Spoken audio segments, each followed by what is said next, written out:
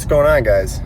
It has been quite a bit since I've posted on YouTube. So yeah, I'm gonna be in traffic for like probably a half hour, so I figured I'd catch up with you guys. Dude, I have been crazy busy these last couple of months.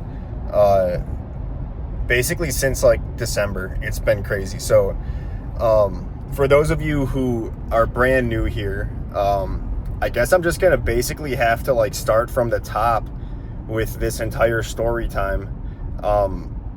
Yeah, so here it goes. So basically, around Christmas, I got sick. And, well, actually, I'm already wrong. So what happened was, first, I got in a little accident, all right? I was driving in my parking lot, and I was coming up my on-ramp, and at the top of the ramp, I was going to turn left, and this guy was trying to turn down into it, and he hit me, okay? So at the time, I did think that it was my fault. So I got out of the car and I was like, oh, dude, my bad. Let's exchange insurance information. And this guy never gave me his insurance. And I was just kind of like, all right. So after insurance gets a hold of all the photos of the accidents, they're like, hey, it looks like that guy's at fault. You don't have to worry about it. So that guy finds out about this, and then he like starts texting me and being like, hey man, you seem like a nice guy. Can you call insurance and, tell them you were at fault? And I just ignored that shit because that's not how that works. So then he like does it again and I ignore him again. So then he starts vandalizing my car. So I wake up one morning and there's like rocks by my car, like a big rock, like the size of like a soda can. And I park on the second floor, so there's no reason why I should have big ass rocks by my car. So I checked my car and he had like tossed rocks at my car and shit, and I was like, what the fuck? So I had to call the cops, fill out a police report, and he had also like smashed my mirror, or smashed my rear tail light and ripped off my rear windshield wiper thing. So like, no, you can't see it from here because it's like, yeah, anyway. So I file a police report. Now, thankfully, this guy actually ends up doing me a favor, all right? So I was gonna move out of my apartment complex anyway, because as you guys know now, Rachel was pregnant and we're expecting twins. So I was gonna move in with her, start getting my kids' room ready, start getting us ready for like, the pregnancy, stuff like that. So now, because this guy vandalized my car and I was able to file a police report, I was then able to break my lease, penalty free. So it was supposed to be, I have to give them a 60-day notice, so 2-month notice, plus pay a 2-month fee to get out of the lease. But because he vandalized my car, I just have to give them a 30-day notice and no fee. So I was like, all right, sick. So immediately I email my apartment complex. And I'm like, all right, hey guys, it was like December 28th. So then I email them and I'm like, hey, my car's been vandalized. I want to get out of my lease. Please give me information how to do that. They don't reply. So then I'm like, all right, cool. I'll wait till after the holidays. I'm not going to worry about it too much right now. So then I like start dealing with insurance to like, how do I get my car fixed? Not so much for like the vandalism part because I can't prove it's him, but for like the dent that he gave my car when he hit me the first time. So I call him up and I kind of explain to them about the vandalism, and my insurance is like, oh, well, you should probably like file a claim with his insurance, because like even if you can't like prove it, it'll still be on his record. It's not very fun to like do that. So I was like, oh yeah, like it's like it's not convenient for him, and seeing it as how he vandalized my car, no, I don't want to make this shit easy for this guy. So I go to file the claim with his insurance and they're like, oh, you can't file a claim, one has already been filed. And I was like, that's weird, because like he filed the claim with my insurance. So I was like, why would this guy file claims with both insurances? What an idiot.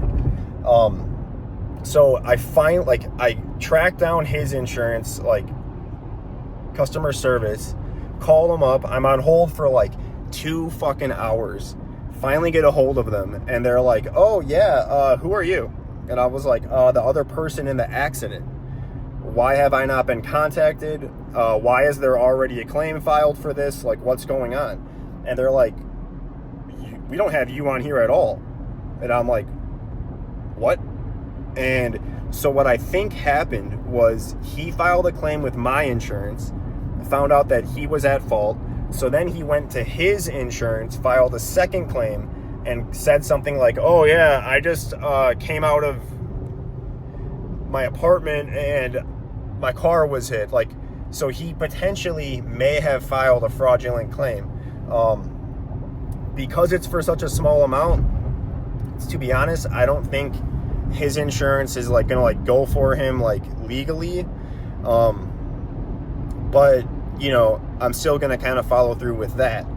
So after I send in that email, all right, so that's just like the first like 20% of this fucking story. So then around the new year, like around Christmas, I get sick, and I'm like crazy sick for like 2 weeks. Like I think it might have been COVID, I don't know, but I was completely like exhausted, fatigued, etc. So as soon as I start getting better from being sick, about a week later, so this is like January, maybe like January like 10th-ish, Rachel goes into preterm labor. So we have to rush her to the hospital. She has to like, basically, they have to make sure that the babies aren't on the way. So they do all these tests, all this shit like that.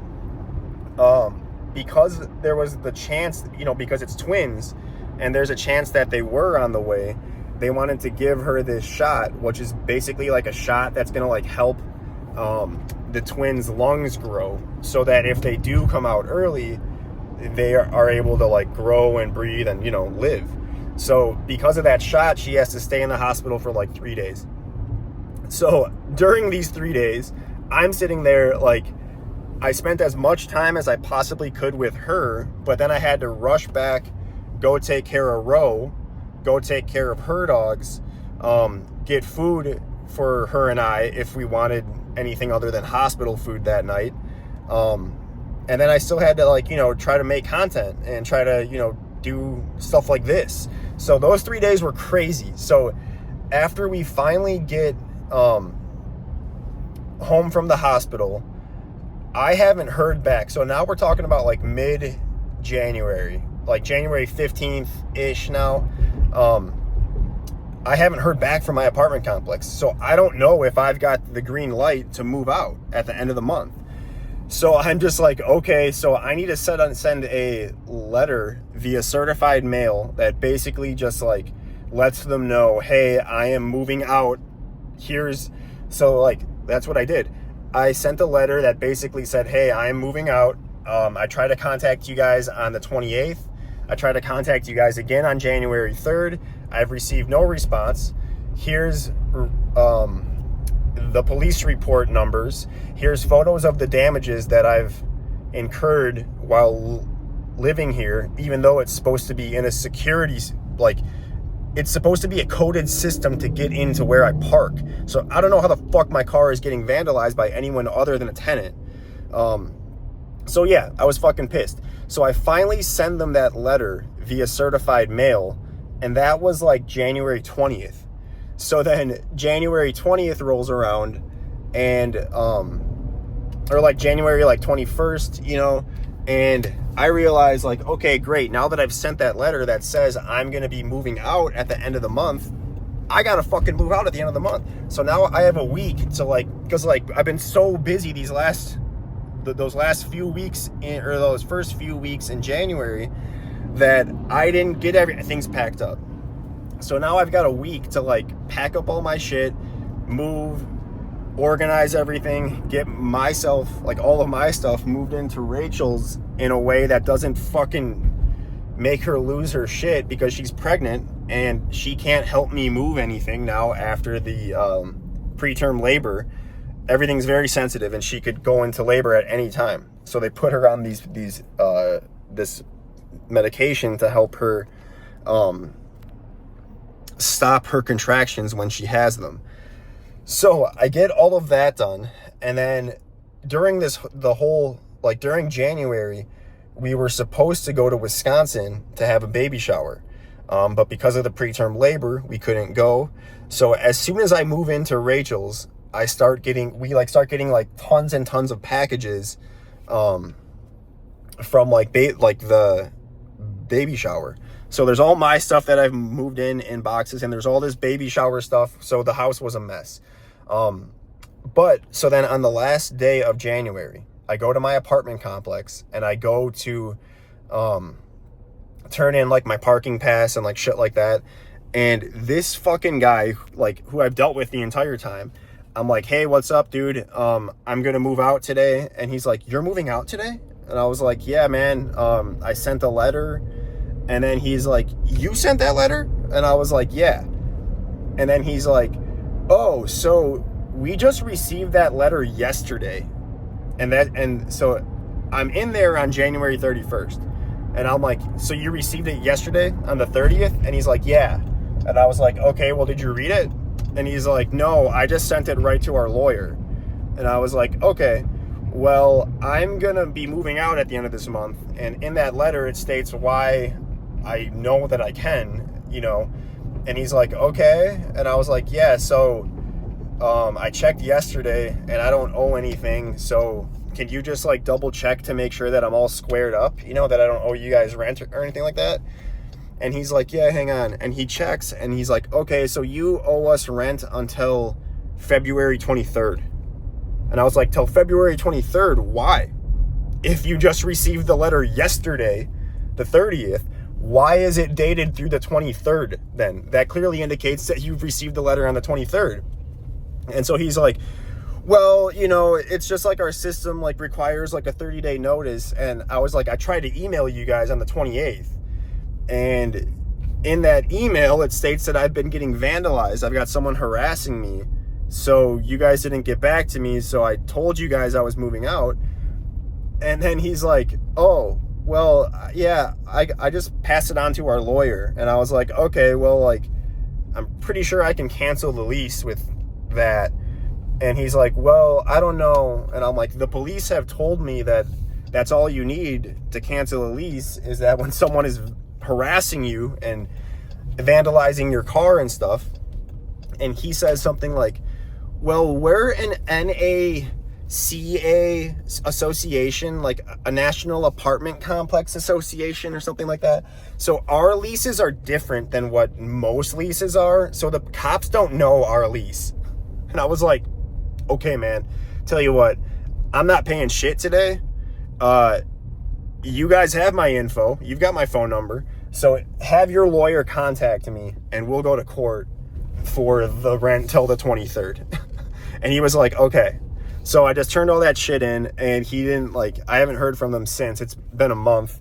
But truthfully, I would love to honestly go to court with them and be like, so I emailed you fucking guys on the 28th, and because of your negligence, I have to pay till the 23rd now because you guys didn't reply to my attempt to give notice to move out. So yeah, fuck that shit.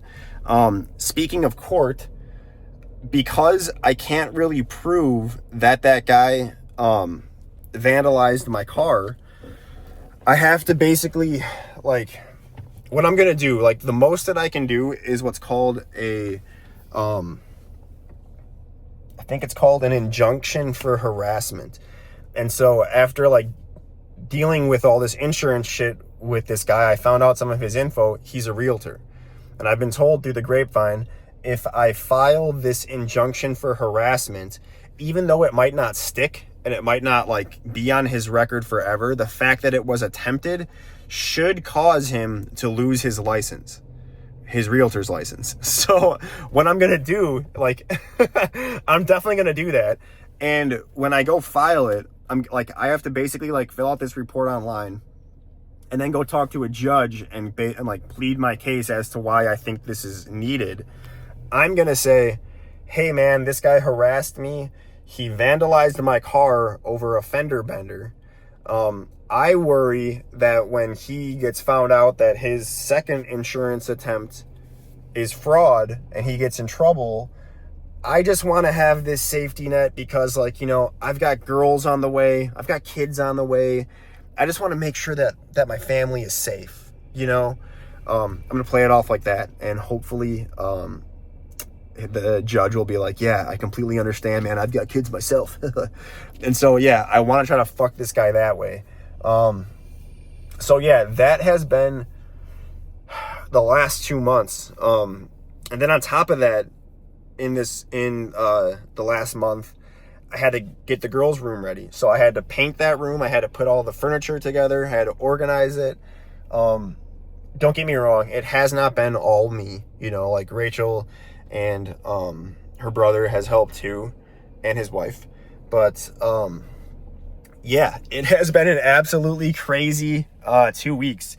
So I know that this is just a pretty boring video of me just talking and but if you guys watched this far, I appreciate it.